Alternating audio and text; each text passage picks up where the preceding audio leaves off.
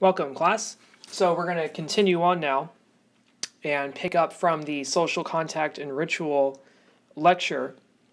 So what's happening there is, remember, we talked about the ritual of ratification and how we have to recognize people in order to interact with them. And once we've done that recognition, then we can do this optional thing called a greeting ritual.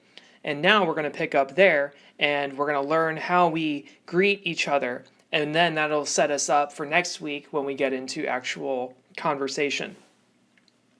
Now, greetings then are a ritual that express mutual verbal acknowledgement or ratification of two or more parties. So the key to remember about greetings is that it's a ritual, okay? So it's a ritual that we engage in, and particularly, it's an access ritual. So it's a ritual of access where we're getting access to someone. So when you orient yourself to somebody and you say, hi, how are you doing? And you face them and you smile and all that stuff, all of that is you accessing somebody. What you don't do is you don't just go up to somebody and like yank them and say, hey, start talking to me now. You know what I mean? Usually what you have to do, because that's kidnapping, right?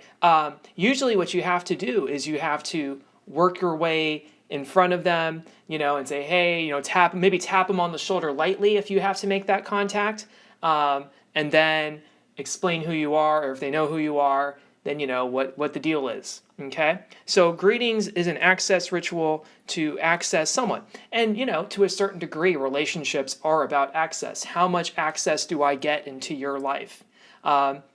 The deeper relationships, maybe I have more access to things. And access can be a metaphor for a lot of things. Emotional access, physical access, spatial access, property access. Do I have a roommate? Do I have a key to your apartment or not? I mean, that can signify some level of, intimacy or trust between two people. So greetings, though, in our everyday interactions are an access ritual. Now, greetings have other purposes too. Okay, so I don't want you to get, although we're mostly going to be looking at it as an access ritual, there's other purposes that a greeting can serve. So one other purpose that I can serve is what we call phatic purposes. So when you're talking about phatic communication, what you mean is you're communicating just for the sake of communicating. It's a way of showing solidarity within a community. And so phatic communication is often associated with small talk. So an example would be like in your workplace, when you walk by somebody's office and just say, hey, Chris, and they're like, hey, Mark, and then you just keep walking, that's phatic communication.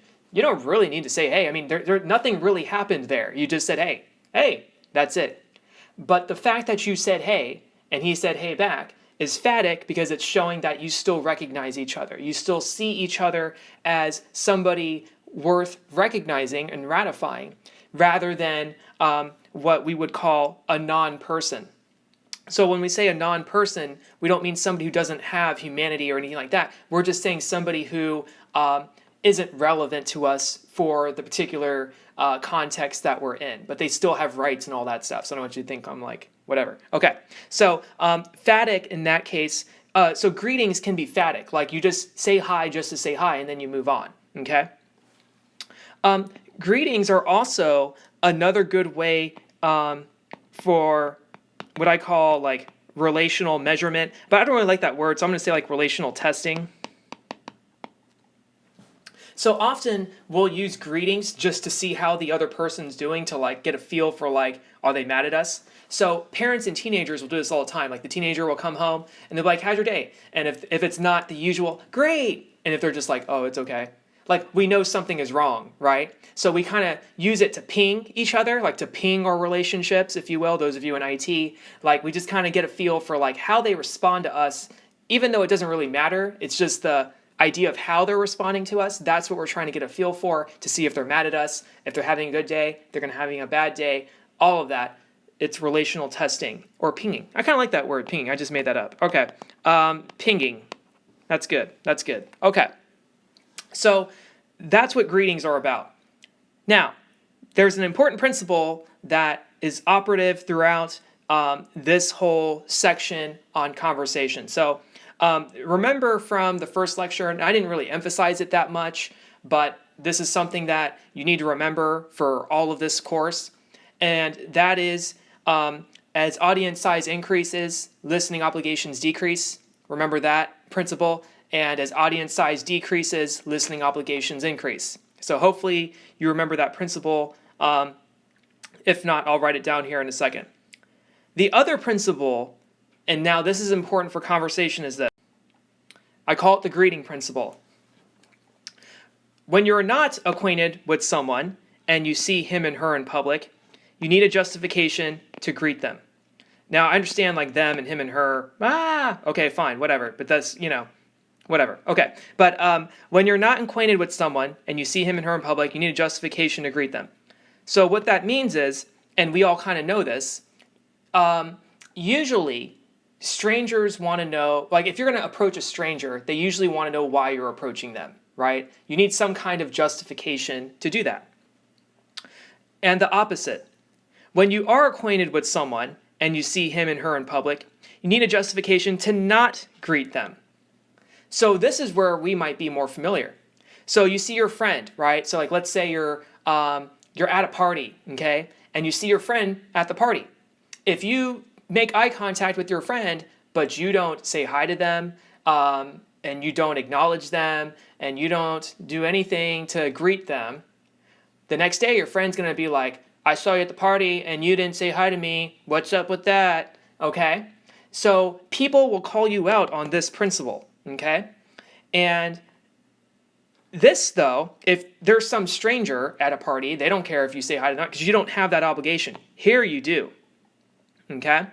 So the implication is then that when you're talking to a stranger or to an unacquainted, that's what we're going to call the people that we're trying to work with here.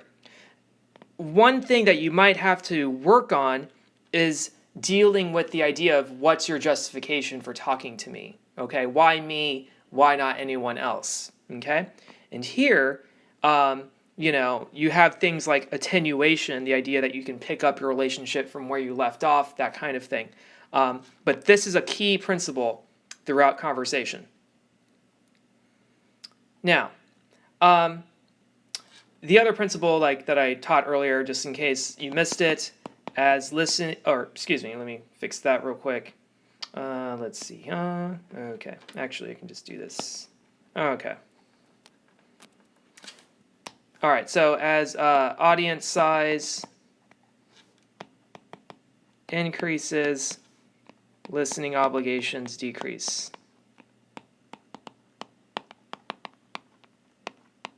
Okay?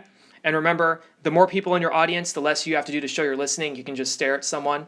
And then the other one is, the converse of that is, as audience size decreases, listening obligations increase. Okay? So if you're just talking to one person, staring at them doesn't work anymore. Okay? Now you have to say yes, yeah, uh-huh. You have to provide more back channel feedback. That's the other principle. So I'm repeating this, so in case you missed it, now you have it.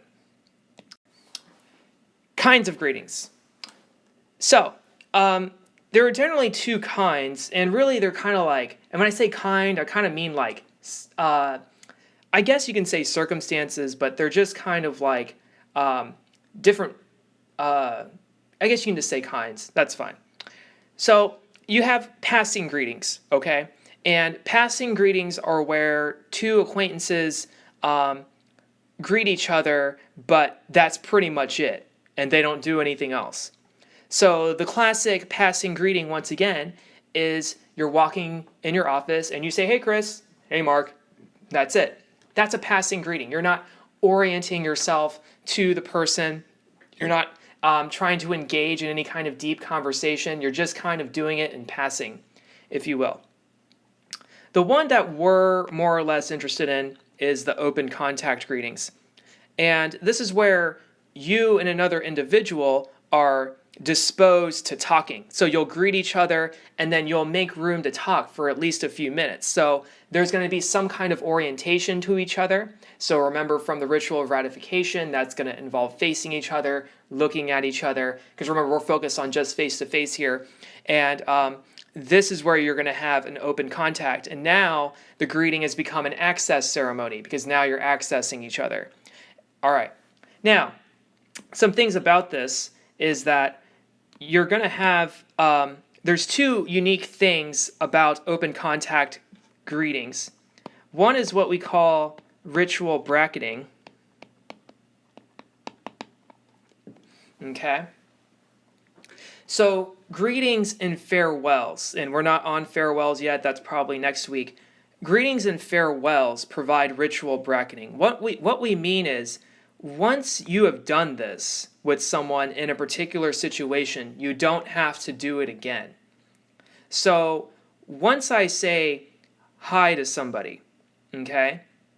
Like let's say you go to a party or a social function, because I wanted to keep this broad. This can be a wedding, a family reunion, a party, going to a bar. I mean, wherever you congregate with people, okay, a Star Wars convention, whatever.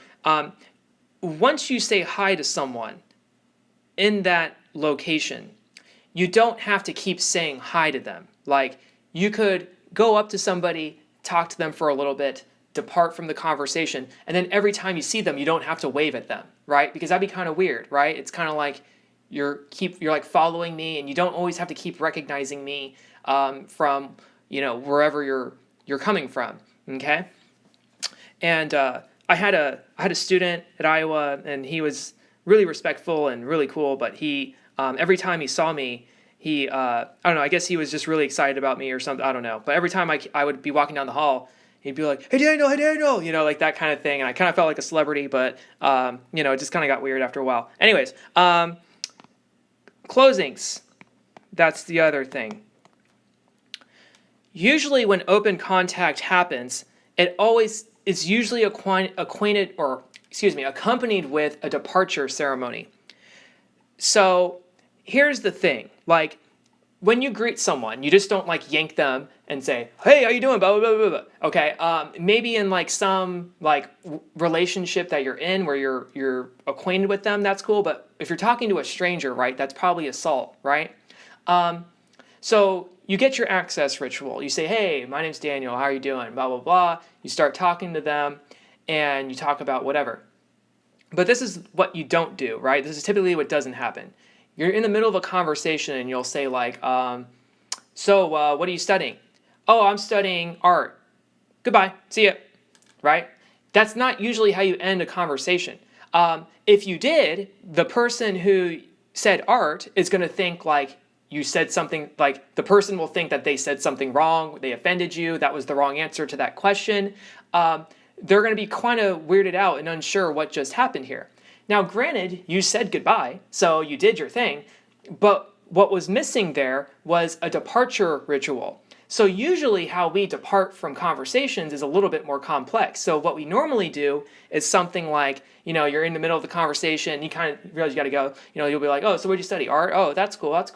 Well, hey, it was really good talking to you, Mark. Maybe I'll see you around. So you kind of have the continuation of possibly meeting each other again. We always kind of do that thing, like, when am I going to see you again? That kind of thing. Or maybe you don't have that little piece. And we're going to talk about more about farewells later. But for now, the idea is that usually when you have open contact with people, usually there's some kind of closing that goes along with it. At least that is ritualized and it's not so abrupt. Now, granted, if like you're waiting for dinner or something at like a restaurant and they call your name, you might kind of get up quickly, but that's recognized because they'll know that your name was called. You see what I mean?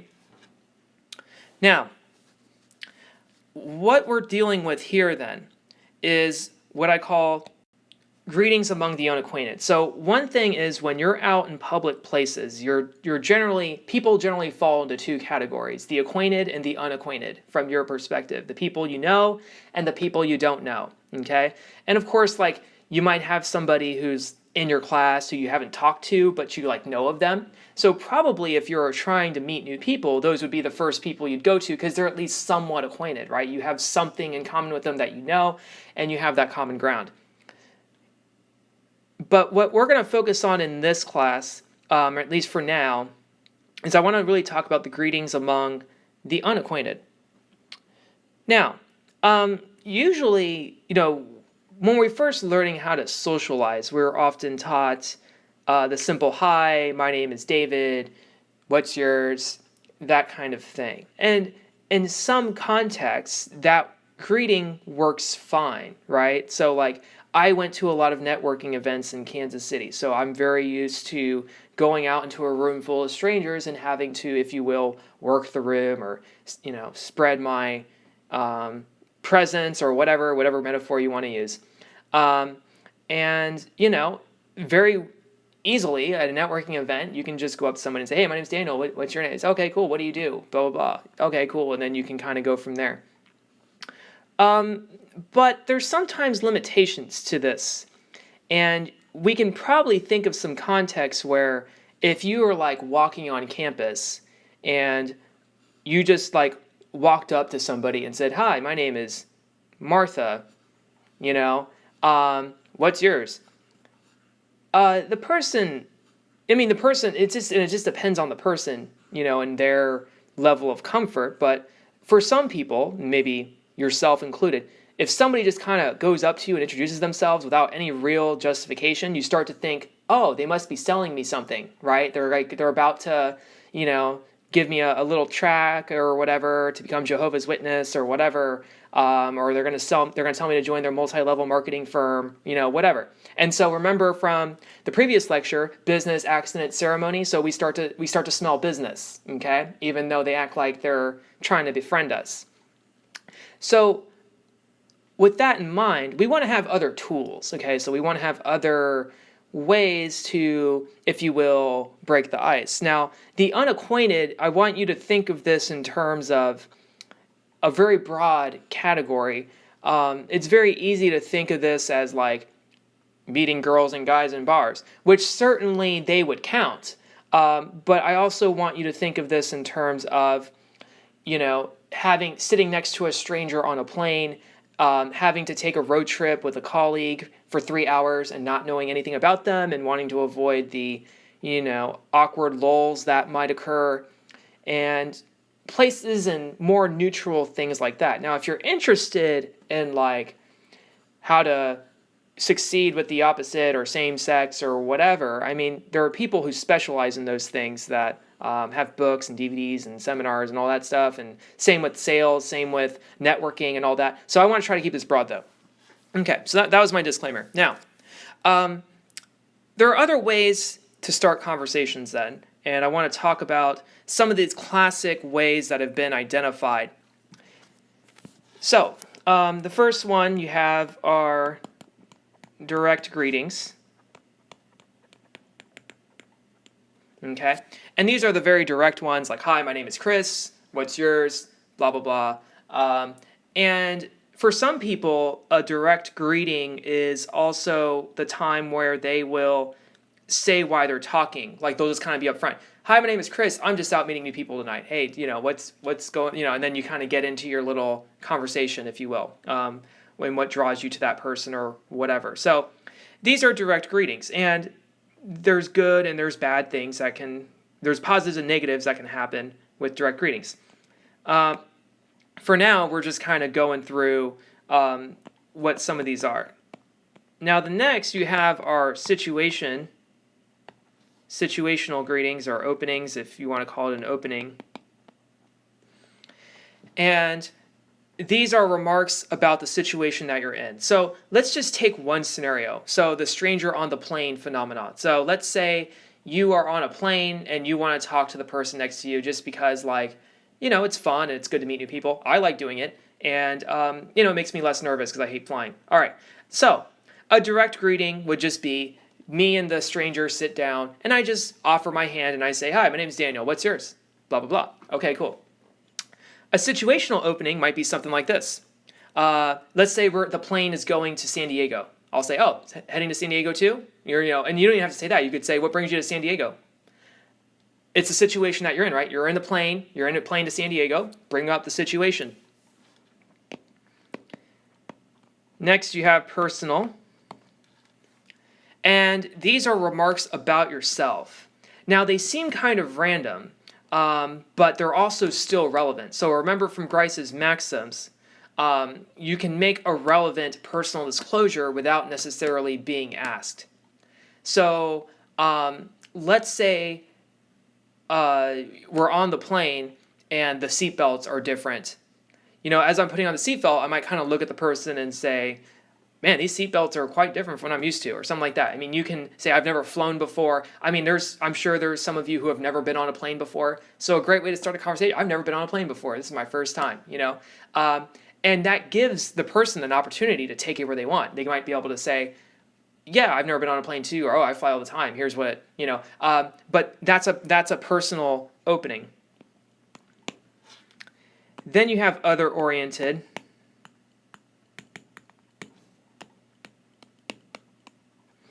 And in other-oriented, here you're asking questions about them. So some observation that you've made about them, and it can be something like, if they're wearing a Red Wolves t-shirt, an easy thing to ask is, oh, so did you go to ASU? I see you're a Red Wolves fan.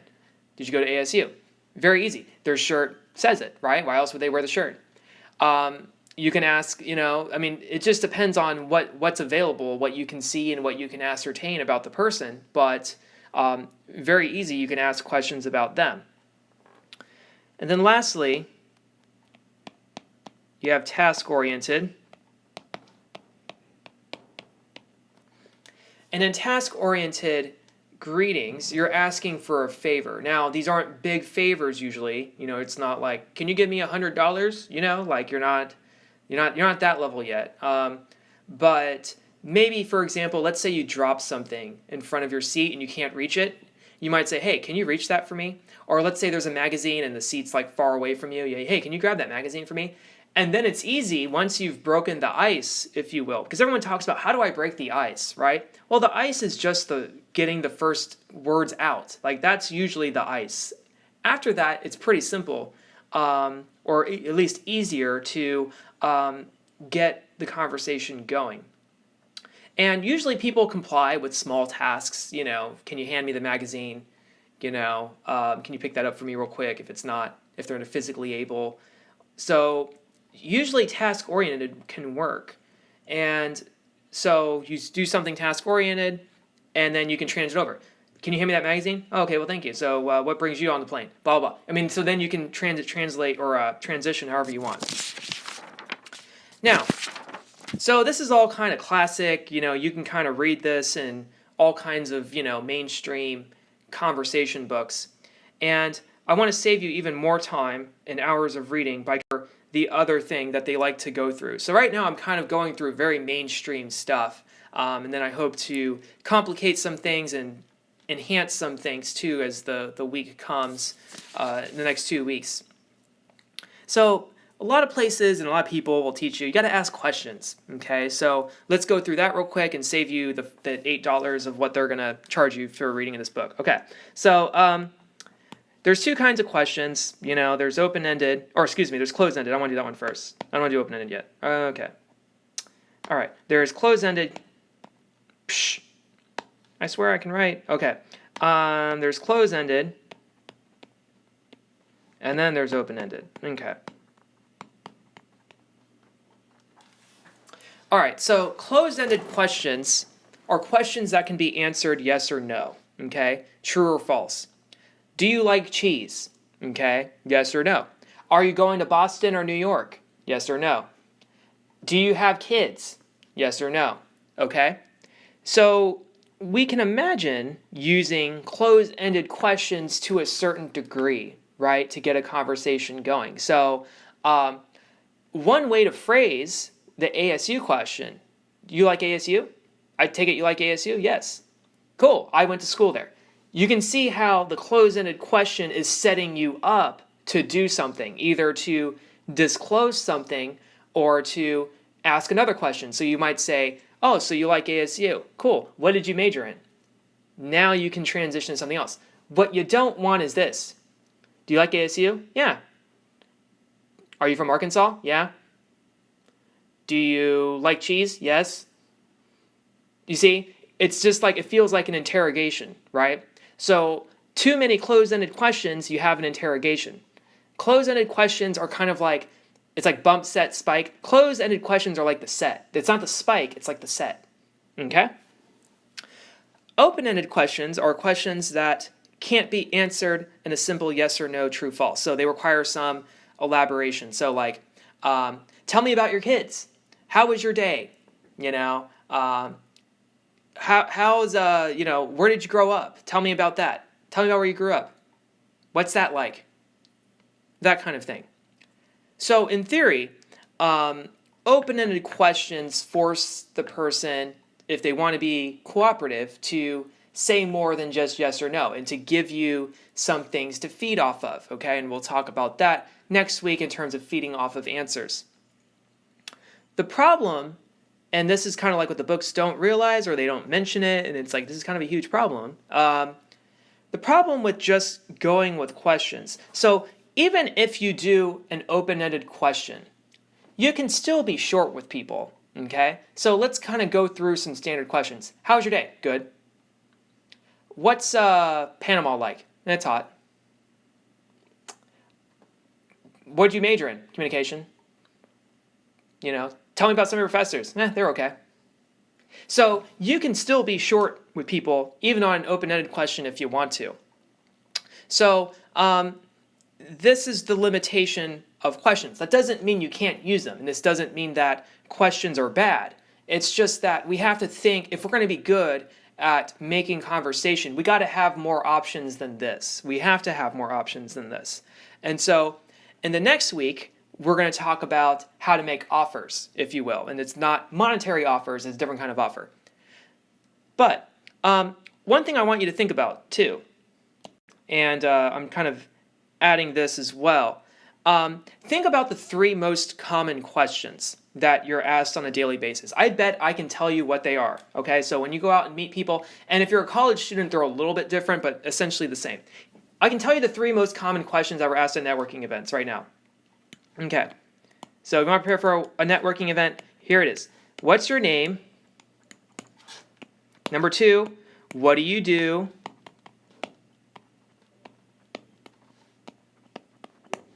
And number 3, and it wasn't really a question, but it was like an implied question. What are we going to talk about? So here's what would happen at a networking event. You meet somebody. Hey, my name is Jill. Oh, okay, my name is Bentley. Nice to meet you, Jill. What do you do? Oh, I'm a real estate agent. What about you, Bentley? Oh, I'm a sales account person. Okay.